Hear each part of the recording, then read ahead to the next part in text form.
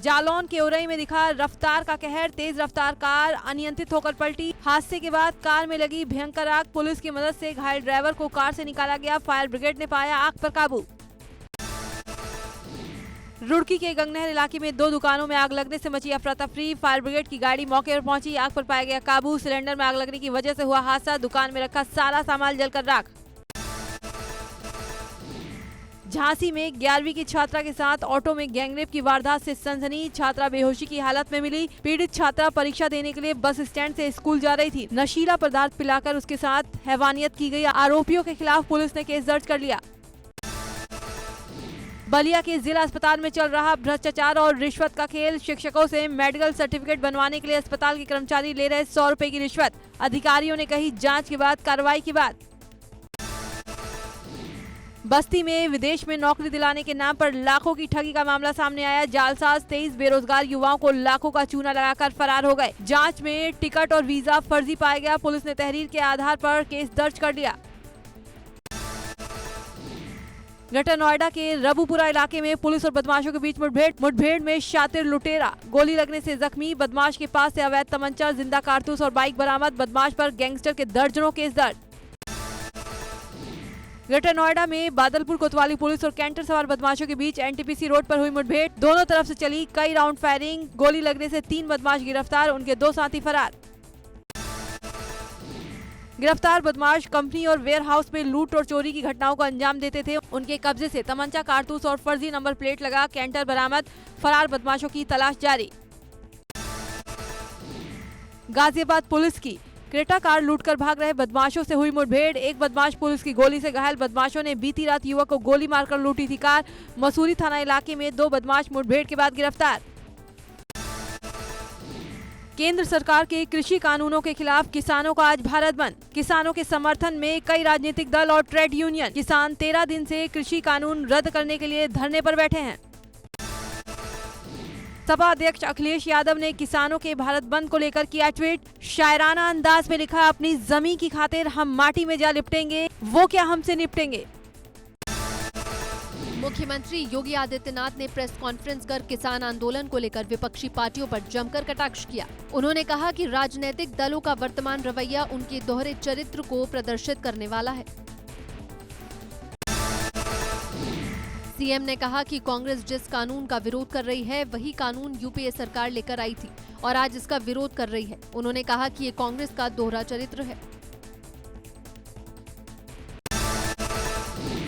CM योगी ने कहा कृषि कानूनों पर कुछ राजनीतिक दल भ्रम फैला रहे हैं, देश का माहौल खराब करने की कोशिश की जा रही है, किसानों के कंधे पर बंदूक रखकर चलाई जा रही है, भोले भाले किसानों को गुमराह किया जा रहा है।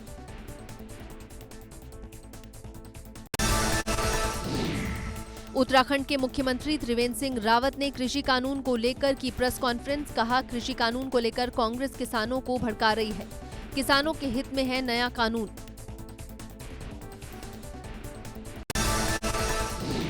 किसान आंदोलन का आम आदमी पार्टी ने किया समर्थन, देहरादून में सीएम आवास का किया घेराव, किसानों के आंदोलन के समर्थन में किया प्रदर्शन। पुलिस ने प्रदर्शनकारियों को सीएम आवास से पहले रोका, प्रदर्शनकारियों ने केंद्र सरकार के खिलाफ जमकर की नारेबाजी। मिर्जापुर पहुंचे आम आदमी पार्टी के राज्यसभा सांसद संजय सिंह, नए कृषि कानून को लेकर भाजपा पर बोला हमला, भाजपा सरकार को बताया किसान विरोधी।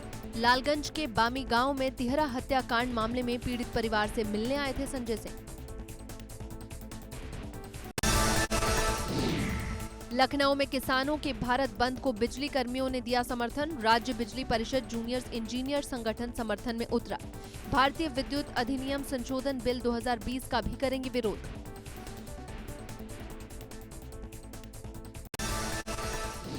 किसानों के भारत बंद को मिला केजरीवाल का समर्थन, सिंघू बॉर्डर पर किसानों से मिले दिल्ली के सीएम अरविंद केजरीवाल, बॉर्डर पर किसानों के लिए जो इंतजाम किए गए उनका जायजा लिया और हर संभव मदद का भरोसा दिया।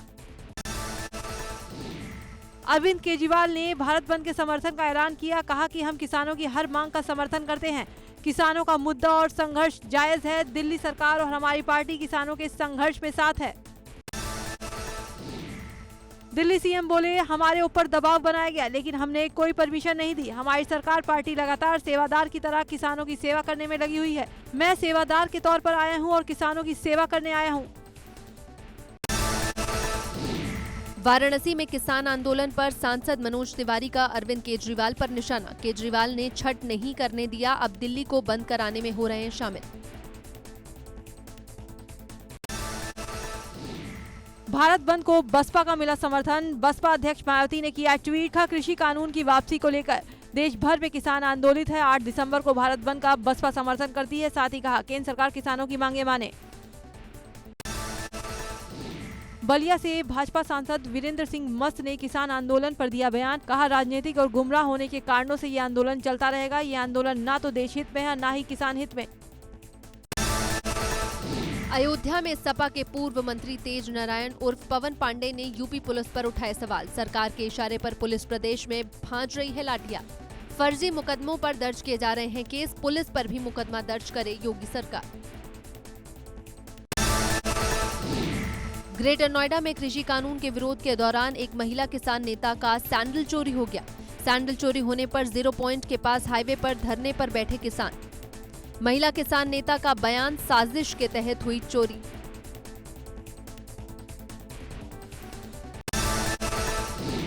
उन्नाव में किसान आंदोलन को लेकर प्रगतिशील समाजवादी पार्टी ने किया प्रदर्शन। जिला अध्यक्ष सतीश शुक्ला समर्थकों के साथ पहुंचे कलेक्ट्रेट परिसर।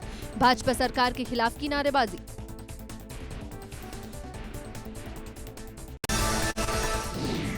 मुरादाबाद में समाजवादी पार्टी के सैकड़ों कार्यकर्ताओं ने मझोला थाना इलाके में किया प्रदर्शन। दिल्ली लखनऊ हाईवे 24 पर लगाया जाम। कई कार्यकर्ताओं को हिरासत में लिया। देवरिया में सपा कार्यकर्ताओं ने किसान आंदोलन के समर्थन में किसान यात्रा निकाली। यात्रा के बाद सुभाष चौक पर धरने पर बैठे सैकड़ों कार्यकर्ता। प्रदर्शनकारियों को शांत कराने पहुंची पुलिस से की नोकझोंक। लखनऊ में सपा कार्यकर्ताओं ने किसानों के आंदोलन के समर्थन में निकाली साइकिल रैली। बीकेटी तहसील के कुमरावा क्षेत्र में समाजवादी किसान यात्रा निकाली गई। दर्जनों गांवों से होते हुए लगभग 30 किलोमीटर की निकाली रैली। नोएडा में सुरक्षा को देखते हुए 2 जनवरी तक प्रभावी रहेगी धारा 144। सुरक्षा व्यवस्था को ध्यान में रखते हुए नोएडा पुलिस ने निकाला फ्लैग मार्च। फेज 2 क्षेत्र में पीएससी जवान सहित नोएडा पुलिस ने रूट पर निकाला फ्लैग मार्च।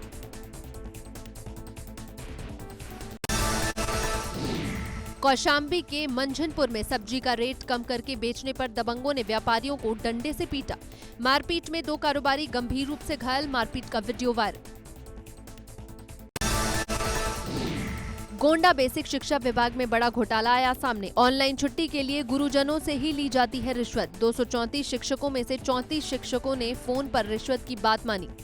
शिक्षकों का आरोप, बिना रिश्वत नहीं मिलता अवकाश। विभाग ने दिए जांच के आदेश। बुलंदशहर के खुर्जा नगर कोतवाली के चमन विहार में युवक का शव मिलने से हड़कंप। सिद्धेश्वर मंदिर के कुंड में तैरता मिला युवक का शव। मामले की तफ्तीश में जुटी पुलिस। उन्नाव गैंगरेप पीड़िता के लापता 7 साल के भतीजे के मामले में होगा लाई डिटेक्टर टेस्ट। 5 आरोपियों को जिला कारागार उन्नाव से कड़ी सुरक्षा व्यवस्था में ले गई पुलिस। मंगलवार को होगा लाई डिटेक्टर टेस्ट। वाराणसी में नाव हादसे में डूबे दोनों छात्रों के शव हुए बरामद। चेत सिंह किला घाट से बरामद हुए शव। 11 में से 9 लोगों को बचाया गया। गोंडा में नगर कोतवाली पुलिस ने अंतर जनपदीय ऑटो लिफ्टर गैंग का किया भंडाफोड़। 2 आरोपियों को किया गिरफ्तार। 6 बाइक और अवैध तमंचे बरामद किए।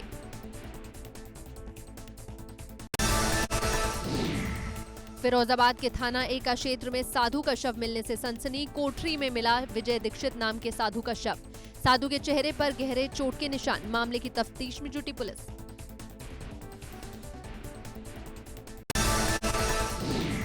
शाहजहांपुर में डकैती की योजना बनाते हुए पुलिस ने 9 अभियुक्तों को किया गिरफ्तार। अवैध असलह, पिछली लूट का सामान भी किया बरामद।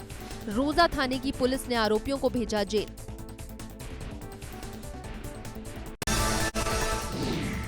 श्रावस्ती में 8 दिसंबर को होने वाले भारत बंद अभियान को लेकर प्रशासन हुआ अलर्ट। पुलिस प्रशासन ने जारी किया हाई अलर्ट। अपर पुलिस अधीक्षक ने सड़कों पर उतरकर खुद संभाली सुरक्षा व्यवस्था की कमान। ग्रीन कॉलोनी में सीबीआई की छापेमारी। एनसीईआरटी की फर्जी बुक मामले में हुई है छापेमारी। पुलिस और एसटीएफ टीम ने फर्जी बुक छापने के मामले में कुछ पहले गजरौला के गोदाम में भी की थी छापेमारी। अमेठी में पॉक्सो एक्ट में फरार चल रहा वांछित अपराधी मनोज कुमार हुआ गिरफ्तार। दरपीपुर चौराहे से आरोपी को पुलिस ने किया गिरफ्तार। थाना मुंशीगंज के बबूरी टोला का रहने वाला है आरोपी। हाथरस में छात्रवृत्ति घोटाले के मुकदमे वांछित चल रहे समाजवादी पार्टी के जिलाध्यक्ष युवराज सिंह यादव गिरफ्तार। SC/ST छात्रों को मिलने वाली छात्रवृत्ति में हुआ था घोटाला। 63 लाख रुपए की छात्रवृत्ति घोटाले में 2006 में हुआ था दर्ज केस। नोएडा में सॉल्वर गैंग के 2 सदस्यों को पुलिस ने किया गिरफ्तार। कोचिंग सेंटर में पढ़ने वाले छात्रों को सॉल्वर बनाकर परीक्षाओं में बिठाते थे। गैंग के अन्य लोगों की तलाश में जुटी पुलिस। मऊ के हल्दरपुर थाना क्षेत्र के मऊ कुबेर गांव में बेटे ने पिता को उतारा मौत के घाट। पिता की लाश ठिकाने लगाने से पहले ही कलयुगी बेटे की काली करतूत की खुली पोल। फरार आरोपी की तलाश में जुटी पुलिस।